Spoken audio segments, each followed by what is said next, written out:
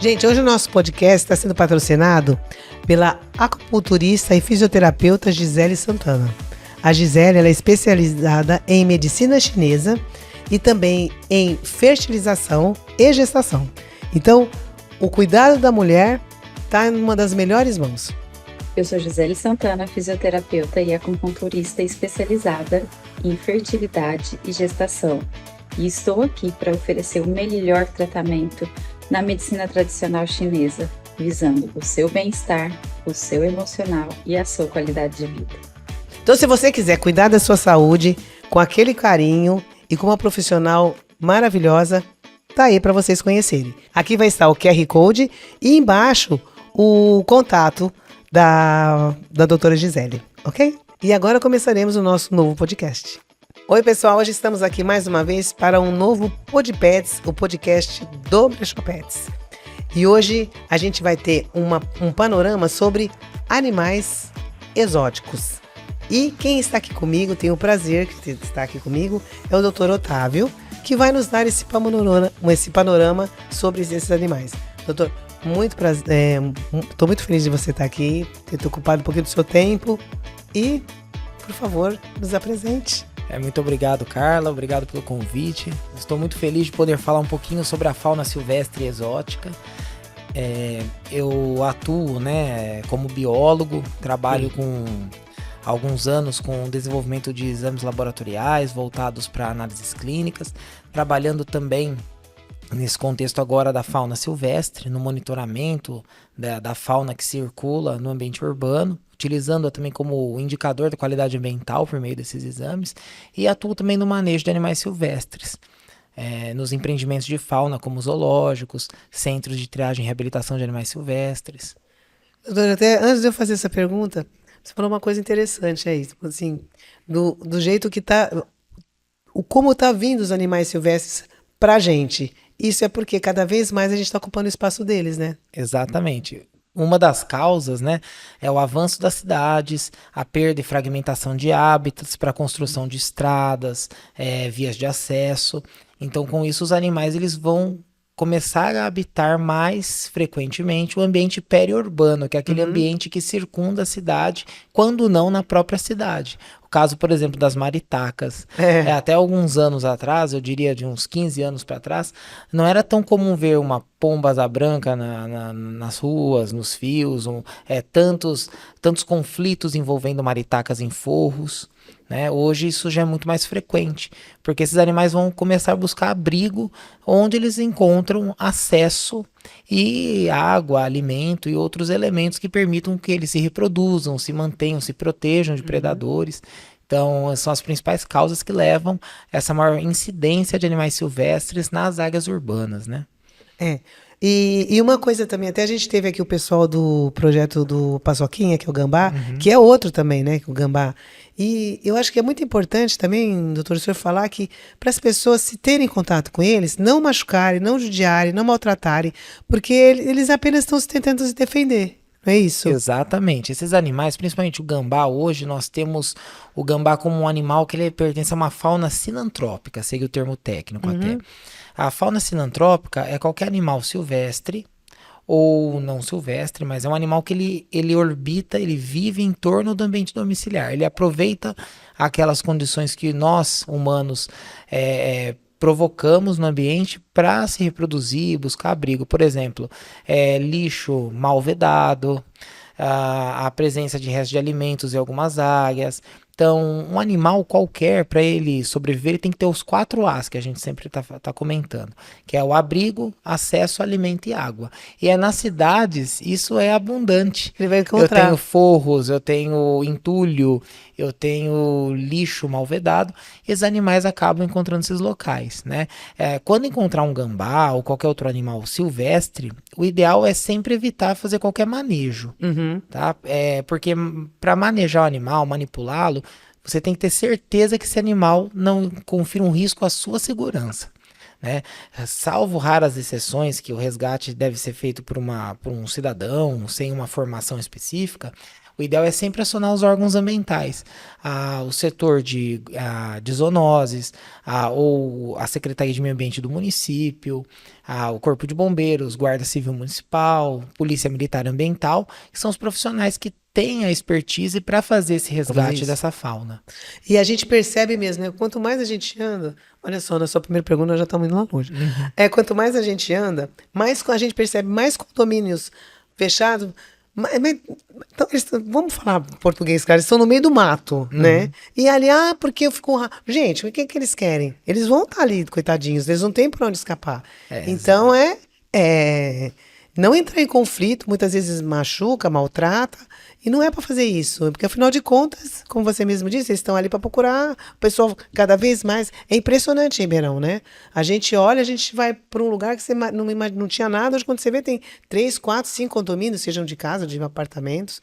Então isso aí ajuda também a espantar os coitados. E isso vem sendo bastante discutido, né, no atual contexto conservacionista. Nós chamamos de conflito humano-fauna. Conflito porque as pessoas elas querem uma habitação num ambiente mais próximo ao ambiente natural, que seria uma área de mais mata tranquilo preservada, também, tem né? Tranquilidade, tem também uma vista, tem uma exuberância cênica na qual a pessoa se sente mais acolhida, tem N razões. Só que com isso vem os animais que ali habitam. Exato. E cada vez mais eles perdem hábitat. Então nós temos que investir em campanhas de educação ambiental para explicar a importância do animal, para a manutenção dos ecossistemas, a importância desses animais, até mesmo para a saúde humana. Existe também essa interação. Tem uma outra área que nós pesquisamos sempre, que é a questão da saúde única. É como que a saúde humana, ambiental e animal, elas se comunicam para garantir a promoção da saúde e o cuidado integral às pessoas, aos ecossistemas, aos animais. E isso tudo que você comentou agora é um assunto tão denso que nós podíamos ficar até umas 5 horas conversando sobre isso. Imagino. Mas essa questão dos condomínios é necessário um grande processo de educação ambiental e de planejamento do desenvolvimento das cidades, com uma boa política de arborização urbana. Então, tudo isso vem sendo discutido e acredito que para os próximos anos vai ser a pauta de diversos cenários dos futuros governos e dos atuais governos que já estão, né? Bom, então agora nós vamos começar. Doutor, o senhor falou que o senhor é formado em biologia molecular. O que vem a ser isso? Certo. Na verdade, eu sou graduado em ciências biológicas, eu sou biólogo de formação, mas onde eu me graduei, na Universidade de São Paulo, o curso já na época ofertava uma ênfase em biologia molecular e tecnologia. Então, eu sempre gostei muito dessa parte de exatas também. Atuei desenvolvendo na área da microbiologia, né, desde a graduação. E depois eu fui fazer o doutorado na área de biotecnologia.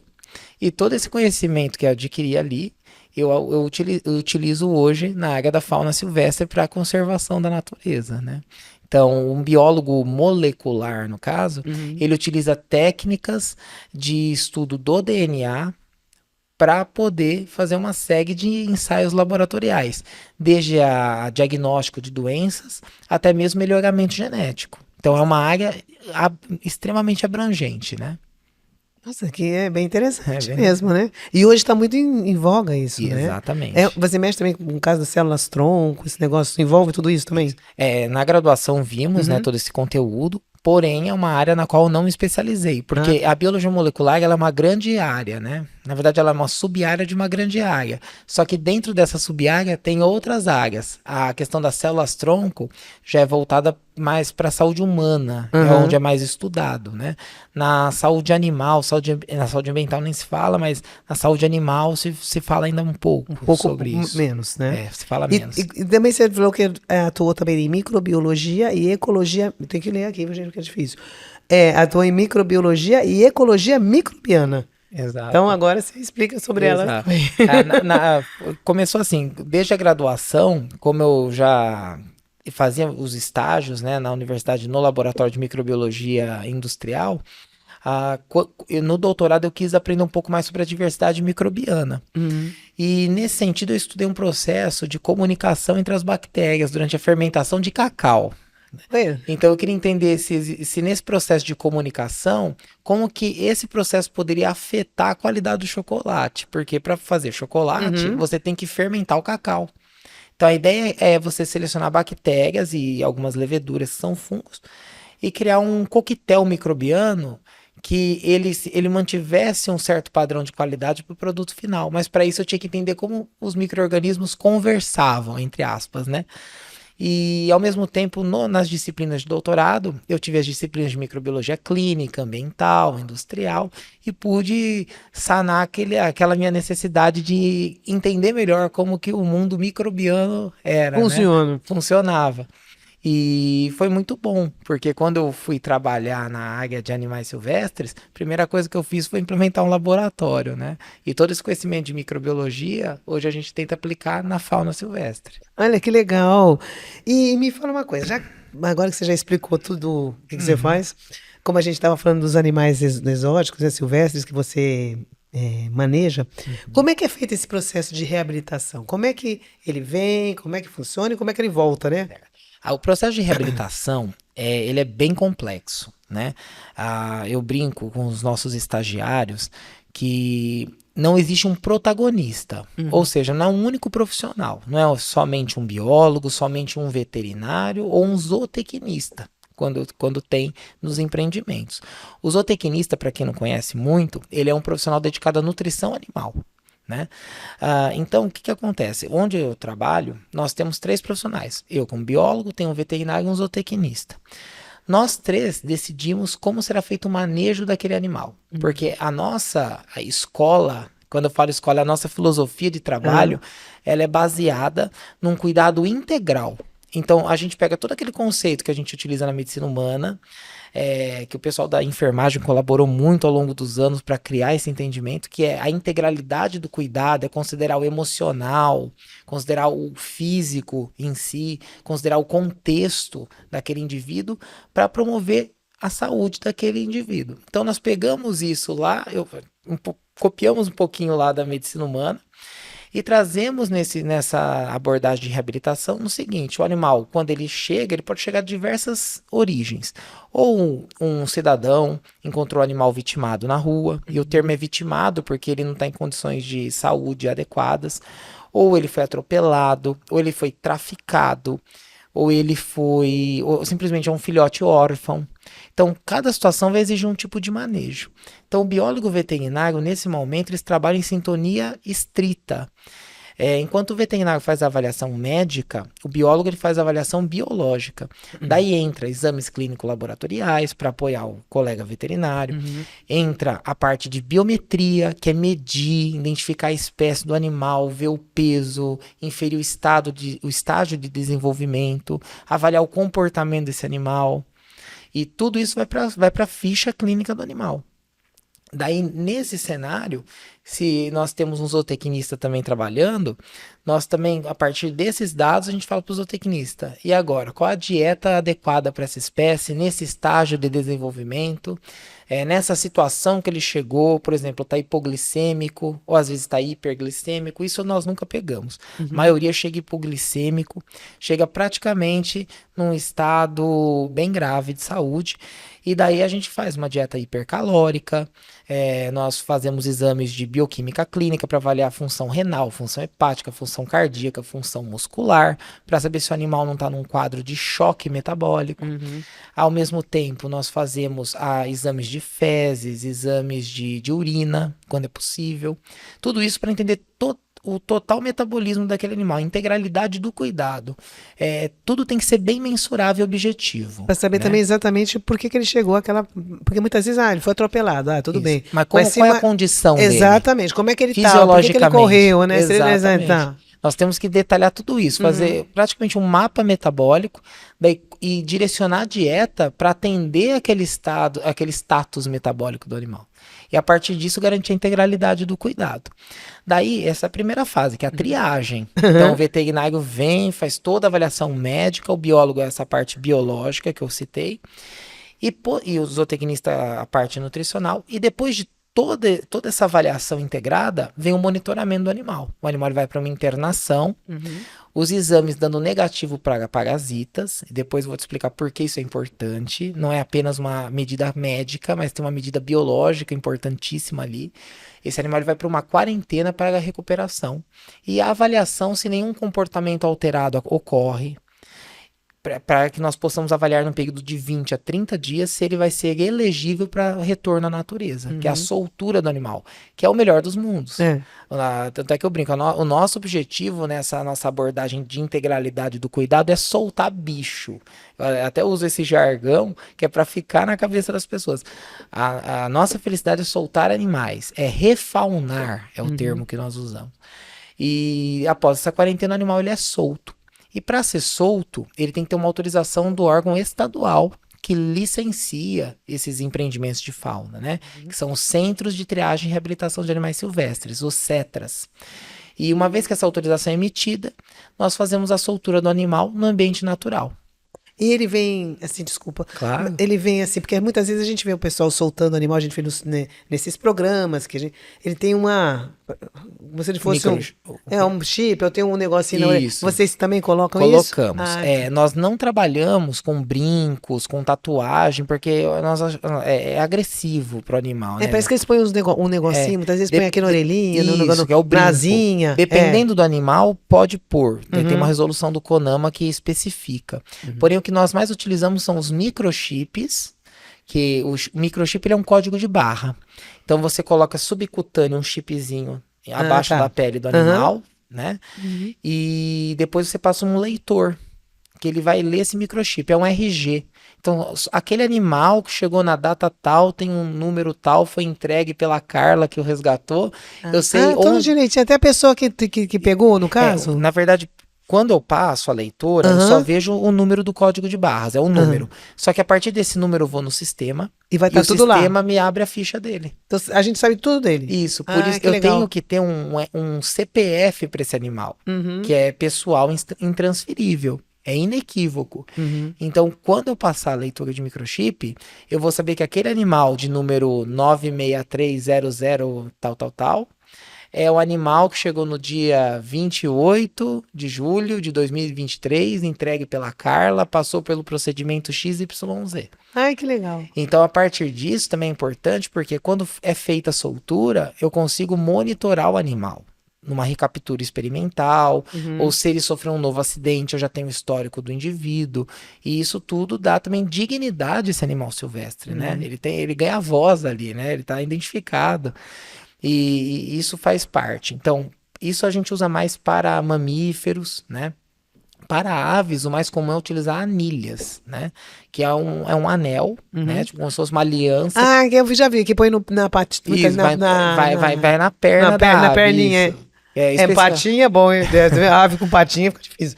Vai na perninha, né? Parece uma aliancinha. É uma aliancinha. E essa anilha, ela vai especificamente no tarso, né, do animal, e ela também tem um número que só ele tem. Então, se um dia a gente achar uma ave, por exemplo, morta na rua, com uma anilha, nós sabemos quem é o proprietário, ou da onde ela veio, que órgão ambiental que prestou socorro. Então, tudo isso vai para o monitoramento do Estado, que é quem tutela a fauna silvestre aqui no nosso estado de São Paulo. E tem algum, nesse manejo, né, nessa reabilitação, tem algum animal que aparece mais do que os outros, assim, que vocês usam, tem mais, assim, são mais, esqueci o termo. Mais incidentes, mais frequentes. Isso. São os gambás, as maritacas, né, que todo mundo também pode chamar de jandaia maracanã, em alguns lugares periquitão maracanã. O gambá de orelha branca o pessoal às vezes chama de saruê, né? E depois desse nós temos os periquitos de encontro, só que é aquele periquito amarelinho, esverdeado, né? E posteriormente animais já de médio porte, como lobos-guarás, tamanduás bandeira, tamanduás mirins, e isso escancara essa questão de perda de hábitat, que é o conflito humano-fauna. Então, uma das estratégias, né, até me adiantando um pouco, porque linka com isso, para proteger essa biodiversidade, nós investimos em corredores ecológicos, né? Que são fragmentos de lineares de floresta que ligam fragmentos maiores, como ilhas de mata, ao longo do nosso país, para garantir que esses animais trafeguem por ali sem ter que utilizar o ambiente urbano como ponte para acessar um outro fragmento ou uma dada localidade. Então, é garantir um bolsão para esses animais poderem circular. É uma das estratégias. E voltar com eles. A gente volta aqui mesmo na região da própria cidade, no caso. Na soltura? Ou eles vão mais longe. Porque aqui tem aquelas áreas de preservação, não tem? Aqui Permanente, em Ribeirão, isso. áreas de preservação tal. Então, se eles vão para ali ou eles vão mais para longe? Porque Depende. hoje elas estão tão perto da cidade, né? Porque daqui a pouco eles vão voltar tudo de novo, tadinho. Exato. Depende, né? Depende bastante. Por exemplo, depende de uma série de fatores, né? Então, vamos no primeiro fator. Lembra que eu falei dos exames laboratoriais? Sei. Eu vou retomar um pouquinho para Vou poder chegar explicar, ali. tá. Lembra que eu falei, a importância não é apenas médica. É médica para poder ajudar no primeiro atendimento e depois no prognóstico do animal, ver como ele está evoluindo no tratamento, para avaliar se ele está respondendo bem. E no início, quando ele chega, para avaliar como que nós vamos intervir nesse manejo sanitário desse indivíduo.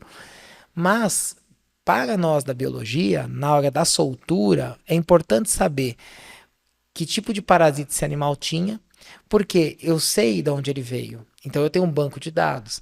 À medida que começam a chegar animais de um dado local X da cidade ou da região, e todos aqueles animais apresentam uma dada parasitose e é recorrente, poxa, aquilo ali é endêmico daquela região. A gente assume assim. A gente não pode voltar. Então o ideal é fazer o quê? Como ele já vai ser tratado para não ter o parasita, se eu devolvê-lo ali, ele vai se reinfestar. Ele vai pegar de novo. Ou se reinfectar, né?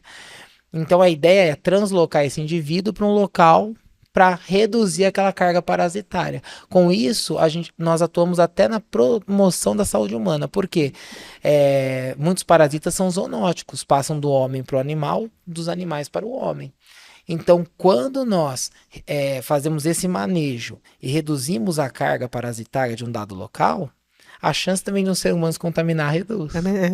É interessante essa visão também ecológica da doença. E tem muita coisa também que o animal pega, ele tem, mas ele não passa. Exatamente. Como lembra que houve aquele rolo, acho que da febre amarela, sabe como começaram a acabar, para matar os coitados dos macaquinhos? É totalmente infundado. Então, exatamente. Então, isso aí é uma coisa também que a gente precisa saber. Não é porque tem que vai atacar o coitado do animal. E até te agradeço por fazer esse contraponto. Porque é verdade. A febre amarela é uma doença imunoprevenível, ou seja, tem vacina. Para isso. Basta ir à unidade de saúde. Vai lá, mata o macaco com coisa que resolve. Não, e o macaco, o macaco, no caso, o bugio, né? Que a gente chama, ou também chamado de guariba em algumas regiões do país, se eu não me engano, no sul. O bugio, ele é apenas um sentinela. O que acontece? O sistema imunológico dele, ele não é tão eficaz para combater o vírus, por isso que ele morre rápido.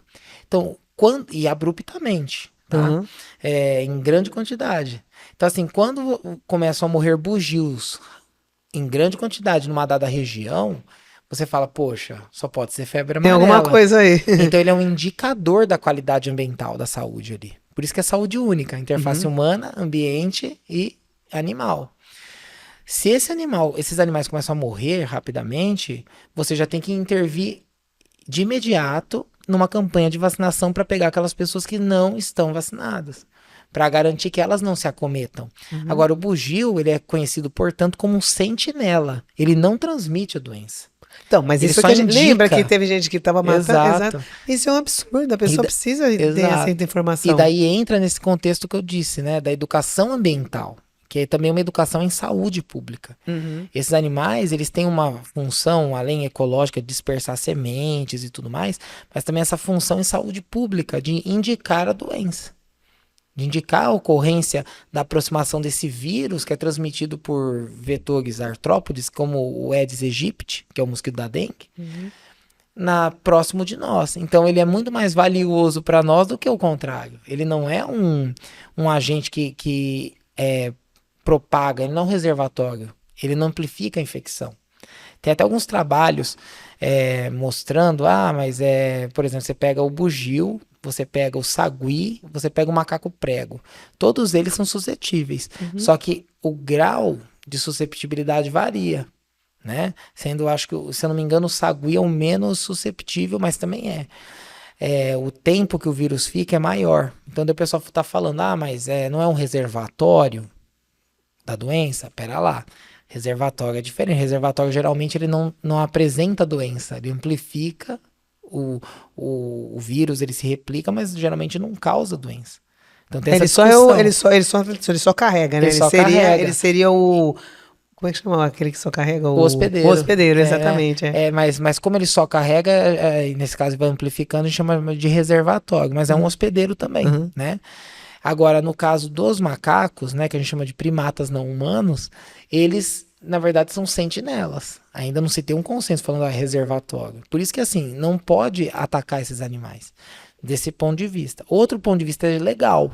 A lei de crimes ambientais é muito clara: perseguir, maltratar, coletar animais silvestres, destruir seus ninhos, coletar seus ovos, etc. é crime ambiental. A pessoa pode ir presa, né, por até 1 ano e pagar uma boa multa. Então tem vários motivos, tanto técnicos como jurídicos, para você não cometer esse crime, né? E doutor, falando como especialista em silvestre, né? Qual que seria então a diferença entre o silvestre com o exótico? Excelente pergunta. Porque agora que você começou a falar, eu falei assim, gente, esse é exótico, esse é silvestre. No fim das contas, parece que eles são todos a mesma coisa, né? Exato. Então qual que é a diferença? O que difere um do outro? Perfeito. Nós dizemos assim, que o animal silvestre, ele é um animal que ele ocorre no território nacional, né? Então é um animal que está que tem todo ou parte do seu ciclo biológico dentro do território. Então pega, por exemplo, uma ave migratória, um exemplo, tá? Hipotético, que ela venha dos Estados Unidos, mas ela ponha seus ovos, ou seja, ela nidifique em Fernando de Noronha. Tá. E depois ela volta para os Estados Unidos. Ela é considerada silvestre nativa? Ela não. É. Porque ela tem parte do seu ciclo no território brasileiro. A lei é muito clara. É parte do ciclo. Ela precisa daqui para pôr os ovos. Certo. Entendi. Agora, uma ave exótica é uma ave que não tem toda ou parte do seu ciclo biológico no território. É uma ave que pode vir de outro país, né? Uma ave, não, um animal que pode vir de outro país, por aí vai. Outra coisa também interessante é que a gente também chama... isso é o contexto mais antigo, né? Que a gente pega na lei, no caso. Só que hoje, no vocabulário acadêmico, nas pesquisas, a gente também chama de fauna local e a fauna nativa. Tem essa diferença. Porque, por exemplo, o sagui tufo branco, ele é exótico aqui no estado de São Paulo. Mas no Nordeste ele não é exótico. Ele é silvestre? Ele é silvestre. Todo animal exótico ele é silvestre, porque ele habita um ambiente natural, sem ter uma coevolução com o ser humano. É isso que eu quero dizer. É todo silvestre exótico, mas nem todo exótico é silvestre. É silvestre, exato. Depende. Exatamente. Essa é uma excelente pergunta mesmo. O animal exótico, ele também é silvestre. Tá? O que seria um animal silvestre segundo a legislação brasileira? É um animal que tem silvestre nativo, na verdade, segundo a legislação brasileira. É um animal que tem toda ou parte do seu ciclo biológico no território nacional. Sim. Então, se nós pegássemos uma ave migratória que vem de um dado país e só faz o ninho dela aqui em alguma cidade ou estado brasileiro, tem os seus filhotes, depois ela continue a migração, ela também é nativa. Ela tem todo ou parte do seu ciclo. Agora, o exótico é um animal que ele não tem área de distribuição geográfica dentro do território. Só que daí tem uma pegadinha. Um animal exótico, um animal nativo, ele pode ser exótico? Pode, justamente por não ter distribuição geográfica naquele local. Certo. Então, pega, por exemplo, um sagui do tufo branco. Ele é nativo do Brasil. Ele é restrito ao Nordeste. Só que se ele for introduzido no estado de São Paulo, ele passa a ser exótico. Porque ele não tem aqui. Porque ele não tem distribuição no estado de São Paulo, no território de São Paulo. Certo. Mas ele é nativo do Brasil. Eu fui em outro lugar para pegar ele. Exatamente. E isso é um perigo também, porque se você pega um animal que não tem distribuição geográfica naquele ambiente, seja para translocá-lo para outro país, ou até dentro do território, ele é nativo, mas ele é exótico em outro local, dentro do território nacional, se você translocá-lo, ele pode virar invasor ali. E daí ele começa a competir por recurso com uma espécie que tem o mesmo nicho ecológico, dispersar algumas doenças que não existiam naquele local. É porque a deles é outra, que Exato. é onde até o próprio ambiente. Embora o Brasil seja um país totalmente tropical, quase de norte a sul, mas vamos supor que a pessoa pega um animal lá do Amazonas e leva, por exemplo, o Rio Grande do Sul. Uma floresta tropical, o outro já é um clima mais frio. Exatamente. O que ele pode fazer? Ele pode causar um desequilíbrio. Exatamente. Às vezes não causa nada, mas porque tem também um filtro biológico ali, né? A gente diz nos estudos o seguinte, que sempre tem um filtro geográfico, que é a distância, é aquela área que o limita num dado local. Mas quando eu ultrapasso o filtro geográfico, o que vai limitar com que aquela espécie se torne uma espécie invasora é o filtro biológico. As interações ecológicas que ela realizará ali, é a questão também do clima, que acaba entrando com o fator abiótico. Então tudo isso limita, né? Agora, se essa espécie ela vence tudo isso, ela compete melhor por recurso, ela tolera aquele novo clima, ela encontra alimento, abrigo, acesso e água, ela pode vai se começar a tornar competir. invasora. Exatamente. Por isso que o manejo de fauna ele é muito rigoroso quando nós translocamos ou realizamos solturas de animais silvestres. Lembra que eu falei que soltura era bem difícil de fazer? Aham. Porque o primeiro eu tenho que ver a questão dos exames, a questão da incidência de doenças. Para saber exatamente onde ele possa ir. Isso, e reduzir aquela questão de carga parasitária, se houver.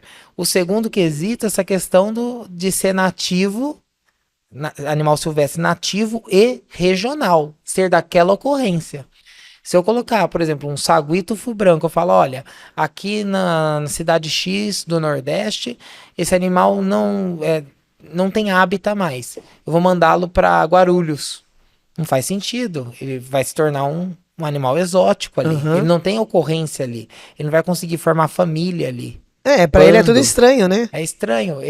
Ou ele vai morrer ali, ou ele pode se tornar uma espécie invasora. Esse é o outro critério da soltura que nós biólogos temos que prestar muita atenção. A área em que eu vou soltar o animal é a área de ocorrência do animal? É a primeira questão que nós temos que responder. Se for, tudo bem. E eu tenho que garantir que ele não está doente para não levar nenhuma doença, um parasita, uma virose, uma bactéria que possa comprometer os outros animais que ali estão. Porque quando o animal vai, ele leva a doença junto. Exatamente. Então, todos esses critérios, eles são avaliados pela equipe, né? Então, em resumo, né, para te responder, o animal exótico, aquele animal que não tem distribuição naquela área em que ele se encontra, não tem distribuição geográfica ali. Então agora ficou bem. E qual conselho que o senhor daria no caso para que a gente mantenha a conservação e a preservação das espécies? Isso é que a gente mais ou menos falou no começo, né? Mas o que você aconselharia, assim, se a pessoa vê, se o pessoal... Porque hoje em dia, como a gente está vendo bastante, né? Coisa que a gente não vê, hoje a gente vê bastante. Qual é o seu conselho? O meu conselho ele se baseia em algumas medidas, né? A primeira medida é uma educação ambiental mais robusta. Nós precisamos, assim como o seu canal está fazendo, que é um serviço público, um serviço de interesse público importante, que é mostrar para as pessoas, olha, nós trabalhamos com a fauna doméstica, né? Que também são animais exóticos, porque a origem não é daqui, né? Para fazer a análise. Como dar esses cuidados a esses animais, dignidade, respeito, né? Identificar o que é maus tratos, o que não é maus tratos, que você já vem discutindo. É um serviço fantástico. Depois, falar mais da fauna silvestre, explicar o papel desses animais, a relação desses animais com as florestas.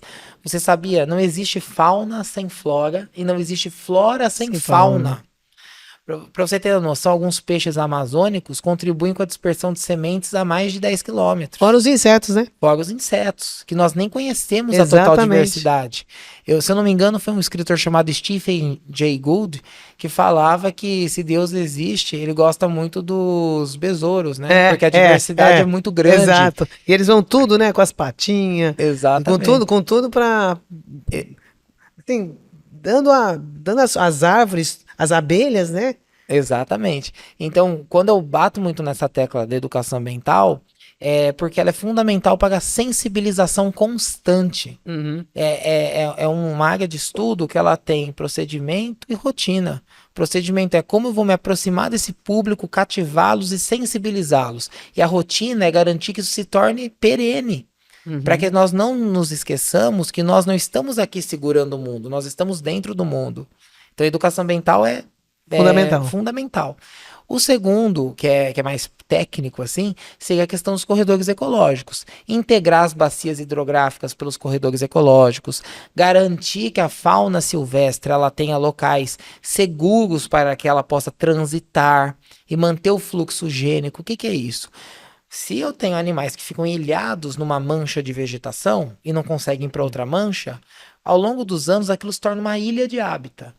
Esses animais vão reproduzindo entre si, começa a dar um fenômeno chamado endogamia, que é quando os animais começam a se reproduzir entre si.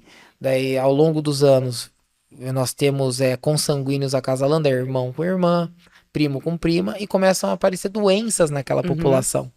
Então, ocorre uma extinção local. Por isso que é importante ligar esses fragmentos, para os animais poderem buscar abrigo, alimento, parceiros para reproduzir e manter a variabilidade genética. Por isso que eu falei, corredor ecológico é obrigatório, fundamental. Terceira observação que eu faço é a questão da legislação. Nós precisamos endurecer um pouquinho mais a legislação em algumas partes. Também acho. Principalmente nessa questão florestal, né? Porque, por exemplo, os corredores ecológicos têm que ser pensados, também nesse contexto, igual você comentou ali, de áreas de preservação permanente. A largura dessa área tem que ser proporcional à biologia do animal. Que animais de interior de floresta nunca vão transitar numa faixa curta. Exato. Eles não vão se expor.